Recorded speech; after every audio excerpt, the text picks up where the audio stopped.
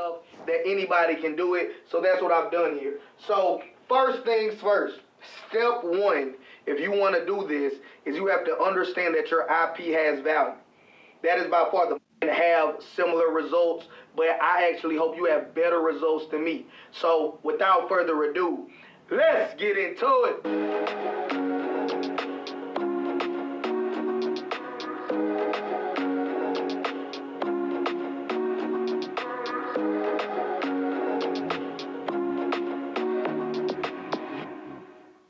I'm going to teach you guys that a blueprint that I've learned and that I've been applying for myself. It has been by creating low content, also referred to by some as no content books. All right, so many of you guys know that I'm an author. AuthorJT.com is my website. It's linked down in the description below. And I'm going to show you guys how I create books rapidly that have no content or low content and how they generate me money as well. Now, I do have books that have substance in them as well. I have books teaching people how to start independent courier businesses. I got another book that teaches felons how to become successful entrepreneurs. I have a book that inspires children to become successful entrepreneurs. But I also have some no content and low content books. I broke it down into 5 simple steps because those of you that follow me know that I'm a big advocate of if somebody really knows how to do something, they should be able to compress it down and make it short, sweet, simplistic enough that anybody can do it. So that's what I've done here. So first things first, step one, if you want to do this, is you have to understand that your IP has value. That is by far the most important thing. We can't do anything else until you establish that. And I mean sincerely establish that within yourself. Not tell JT, not tell your family members and friends that your ideas, your intellectual property has value. But you have to internally believe that and know that with all of your being. All right, if you don't do that, then none of these other steps are going to work for you. All right, and you got to be all in on your belief. If you don't believe that you can be successful, guess what? Thoughts become things. I tell people all the time, your wealth is going to manifest itself in your mind long before it hits your pockets. So, step one is understanding that your IP, your intellectual property, your ideas that you manifest in the real world into tangible things has a value. All right?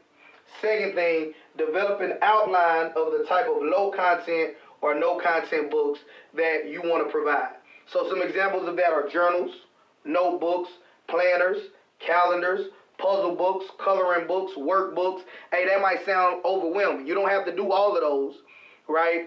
You can choose to do one of those. And for those of you that watch to the end of the video, I'm going to give you guys a resource that I use and many other people that are making 10 times, 20 times, 100 times more than I am making in this space, utilize to create these sorts of assets in less than a day.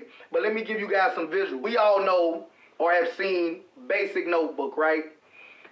You probably can pick them up for $1 or less, just depending on where you go to shop around. And you might not look at this dollar notebook as an asset that can create you a full-time income of 5 figures, 6 figures, 7 figures for some people. But think about this, right? If you went to school, which all of us have, or at least I hope all of us have, how many notebooks did you need per school year? How many students were in your class? How many students were in your school? How many schools were in your district? How many districts were in your state, right? So if we think about it that way, yeah, maybe selling one notebook to one person isn't going to retire us. But once we scale it up and think about how many people actually need just a blank book with a cover and pages, we can quickly realize this is an asset that every student needs. Even when you move on to college, this is still a valuable resource. Even when you move on into life as an entrepreneur, the most highly successful entrepreneurs of all time have and teach other people to write things down. So this is going to be a resource that people need to be successful throughout history. All right? So developing a simple notebook, front cover, back cover, blank pages on the inside for me to be able to document my ideas, right? That in and of itself, this product in and of itself is a multi-million-dollar product that you can create, and you can put whatever you want on the front. All right, let's look at some more. There's no rule to say that you only have to create one. All right, let me go with some more inspiration, and then we're going to get back into this sauce.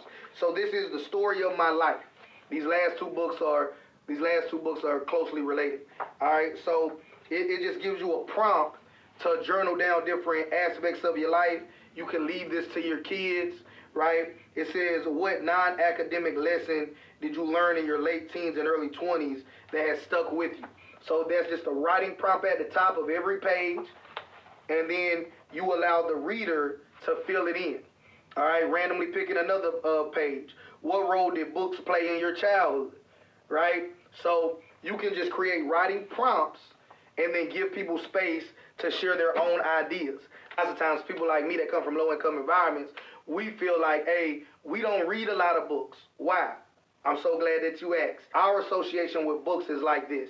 We're forced to read books that we don't want to read in school, and then we're tested on the information in those books that we're not interested in, and then based on the grades that we make on those tests, the school assigns us a level of intelligence. So if you're an A student, you're smart, right? If you're a B student, you're still pretty smart. If you're a C student, you're kind of average, right? You start going below that, then maybe you're not as smart, right? And that's how the grading scale works. But you have to think about it. If you force me to read a book that I have no interest in at all, and then you test me based off of what I learned, I'm going to score poorly. That doesn't mean that I'm not an intelligent person, but yet people from low-income environments are subjected to that way of thinking because nobody teaches us otherwise. So once we get out of that required reading phase, out of school, nobody is making us read, that's when for a lot of us our intelligence stops. There's a saying that goes around in low-income environments, I got mine, you need to get yours, meaning that they already got their high school diploma or their college degree, so they're done learning. You still trying to learn and get yours, right? Highly successful people understand that reading and constantly being a lifelong learner are essential keys to establishing wealth, building wealth, creating generational wealth. We never stop learning. So for those of you out there that are in a low-income environment, and you may look at the contents of these books and the lessons that I'm teaching you in this video as a waste of time, I just need you to think a little bit bigger. Look how thin it is, you guys. Look how thin this book is. This book alone generates the owners millions of dollars. I'm trying to see if they got page numbers in it, right? This is a 51-page book filled with lines.